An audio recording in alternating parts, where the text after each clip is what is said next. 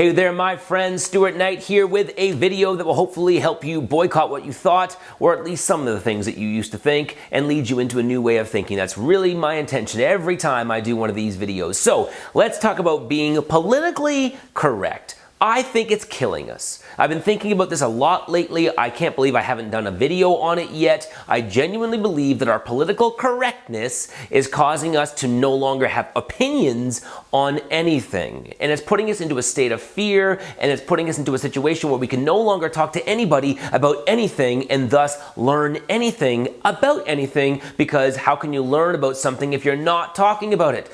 And I go through this all the time. Yes, you probably have gathered that I am somewhat of an opinionated individual. I don't think it's a bad thing. I just have a lot of thoughts about life, and I have a lot of zest for life, and I see a lot of people living what I think is a mediocre life. I could be wrong. I'm open to that. But when I see it, I gotta say something about it. And yet people keep coming up to me and say, "You can't say that. You can't say that.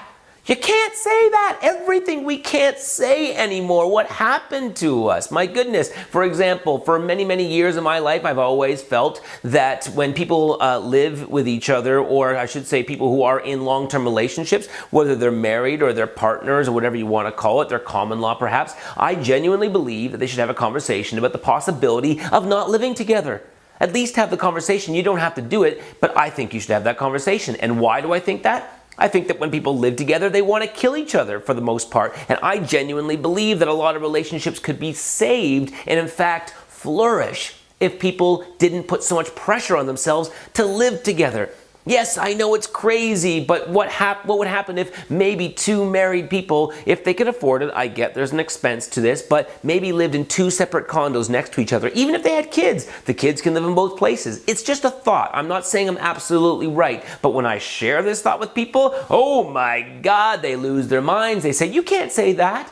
You can't talk about that way. Marriage is a sanctity. You must live together." That's just a rule that's been handed to us. Common law or partnerships, you got to live together. It's just a rule. Let's question it. Let's challenge it. And let's see if there's another way of thinking. Because in the process, we might actually have the kinds of lives that other people who do choose to live apart, who are still in relationships, have. I've read countless articles of individuals who have done this, and they've had such a big impact on the relationship because they took that risk. Yet it's taboo to talk about it. Politically incorrect. Here's another thought that I've had. I've always felt that children do deserve from time to time a little spank on the bum. Whoa! Apparently I'm an abuser. Apparently now I think that all children should be beaten with a stick. No, what I think is that when a child keeps on doing something over and over again and they're not getting the message verbally, it's not such a bad thing to turn them around and give them a little swat on the ass. I'm not saying you hurt them. I'm saying that what you do is you send a message that says, "I'm the alpha in this relationship and things aren't going to go that way." Now, a lot of people think that that's absolutely awful, and what they do is they choose fear again to get me to think that I can't say that. You can't say that because if you do start saying things like that, you might go to your child services. Your children might be taken away from you. And I think to myself, is this the best argument people can make, is to give me some sort of unfounded fear to stop me from thinking this way? Let's have a real debate. Let's have a conversation about it, as opposed to being at a dinner table and thinking to ourselves, well, I actually believe in the importance of actually giving my child a spank in the bum at home, but I don't want to tell anybody at this dinner table because they're all going to think there's something wrong with me. We're too politically correct. Let's talk about it at the dinner table. Let's see where it goes. You might change your mind. I might change my mind. But because we're so afraid to speak about it, the pendulum has swung so far, and look at kids today. There's a lot of kids out there that are total assholes, and you know it and I know it. And if you're afraid to admit it, you're only stopping yourself from admitting the truth. We know there's so many kids out there these days that they think that they deserve the world. They think that they should have everything they want. They think that everyone owes them something. Well, you know what? That may not be the way if they had a little spank in the bum from time to time. Yes, I know you're going to unsubscribe from this vlog. I understand. You don't like hearing about this. Here's another one, religion. Oh boy, can't talk about religion, especially guys like me, okay? By the way, before I was never allowed to talk about spanking children on the bum because I was not a parent, but now I'm a parent, I'm apparently allowed to talk about it, but even then people think that I shouldn't talk about it in public. With the whole idea of marriage, I've never been married, it's not my thing, I don't necessarily believe in the concept. If you want to do it, totally cool, it's just not for me. However, because I wasn't married, people would say, oh, you can't talk about it. Yeah, you can't. You're not married. Come on! Does it mean I'm a moron because I'm not married? I can't have opinions on things? The same is true about religion. I'm an atheist, all right? Most people know that. I happen to believe that most of the concepts around religion are ridiculous. They're archaic and slightly insane. I'm not afraid to say that. However, people will say to me, well, you're not religious, you don't go to church, you don't really understand. Yes, I do. No, yeah, you know what? I actually do understand, my friends. Come on. I know that there was a time in history where things would happen and people didn't know how to explain them. Maybe there'd be an earthquake and people would say to themselves, we don't know what that is. The ground is shaking. Maybe there is a God that's mad at us. Maybe the God is mad at us for not doing something. Maybe we didn't sacrifice something. Maybe we didn't pay homage to that God. Whatever it was, they needed to explain it. They were looking for explanations. I understand that. I would have done the same thing. But now, today, we understand that tectonic plates shift and there's things that happen underground that cause earthquakes. We have all the evidence in the world. So maybe the old thought wasn't a great thought. Can we please move into a new way of thinking? But if I say that in front of other people, I'm a bad guy. And in fact, I had a friend of mine not too long ago who text messaged me before coming to his dinner party. He said, look, I've got a friend who's coming to this dinner party and she's a minister. And he said, if you wouldn't mind, please, Stuart, just be on your best behavior. And I was like, why do I need to be on my best behavior? She's the one who's wrong.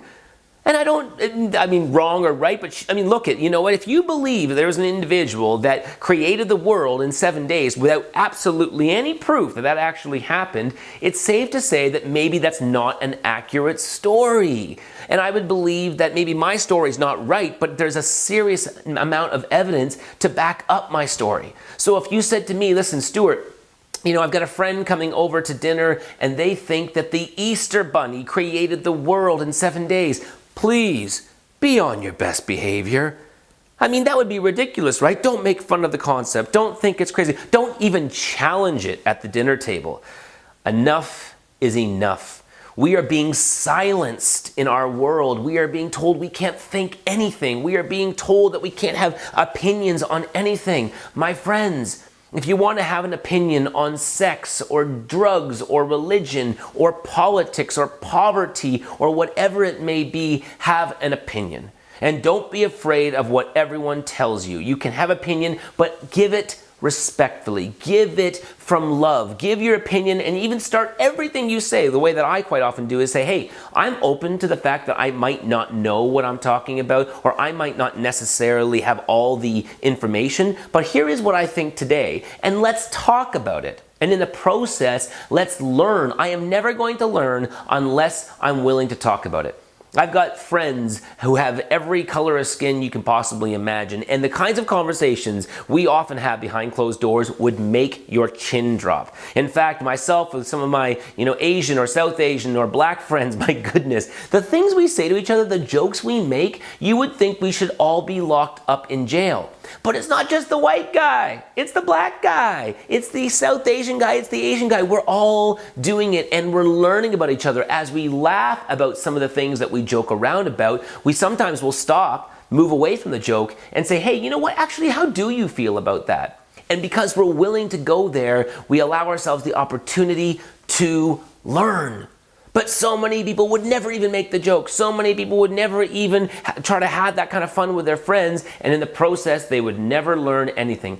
I believe we have shackled ourselves. I believe we have put ourselves in prison where people are too afraid to say what they believe. I have a woman in my life, a friend who I have. She is a wonderful individual, someone I respect and admire greatly. She recently told me, she goes, I can't believe on Facebook you go out there and you share your opinions with people. Aren't you worried about really affecting your public demeanor, or your image, your public image? Aren't you afraid that it might lead you to not getting more business? Aren't you afraid that it might put you in the bad books of other individuals?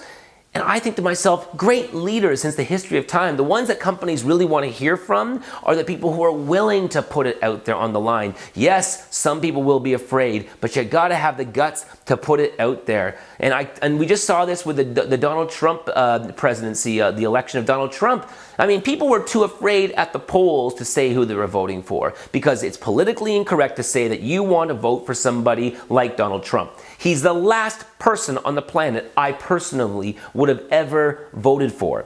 But I wouldn't have been afraid to tell someone if someone asked me if I was voting for him.